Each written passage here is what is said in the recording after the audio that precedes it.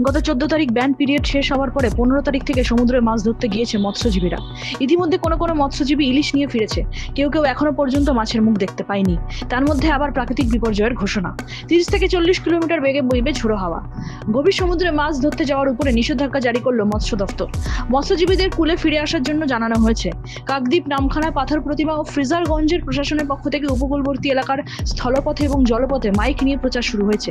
ইতিমধ্যে কুলে ফিরতে শুরু করেছে ট্রলারগুলি। নিষেধাজ্ঞা আজকেই এসেছে। আজকে কালকে 18 তারিখ এবং 19 তারিখ সকাল পর্যন্ত সমুদ্র উত্তাল থাকবে। সেই মতো সমস্ত মৎস্যজীবীকে যেতে নিষেধ করা হচ্ছে এবং যারা বাইরে রয়েছে তারা অলরেডি ফিরতে শুরু করে দিয়েছে। কাল থেকে সমুদ্রে যথেষ্ট উত্তাল আছে, তারা ফিরতে শুরু করে দিয়েছে। হ্যাঁ, এটা মনসুনের সময় এটা হতেই থাকবে, কারণ আমাদের বৃষ্টিও দরকার।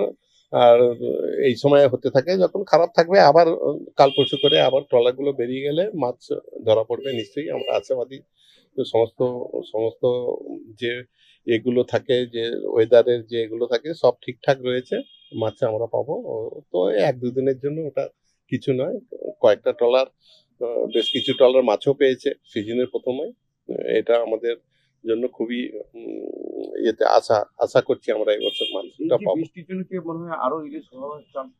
হ্যাঁ, বৃষ্টিটা খুবই দরকার হয় ইলিশের জন্য। শুধু একটা বৃষ্টি নয়, আরো কিছু প্যারামিটার থাকে, বাতাস, বৃষ্টি, পাহাড়ে বৃষ্টি, এইসবের জন্যই ইলিশ মাছটা থাকে। এবং যে ইলিশ মাছগুলো এবারে প্রথম ট্রিপেই দেখা গেছে যথেষ্ট সাইজ ভালো আছে ওগুলোর, তো পাওয়া যাবে। আর 18 তারিখ 19 তারিখ পর্যন্ত আমাদের ওয়েদার খারাপ থাকবে, তো এরপরে আবার নতুন করে বেরোবার চেষ্টা করা হবে।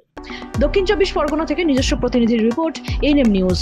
আরও খবরের আপডেট পেতে সাবস্ক্রাইব করুন আমাদের ইউটিউব চ্যানেলটি আর বেল আইকনে ক্লিক করুন নোটিফিকেশনস পেতে।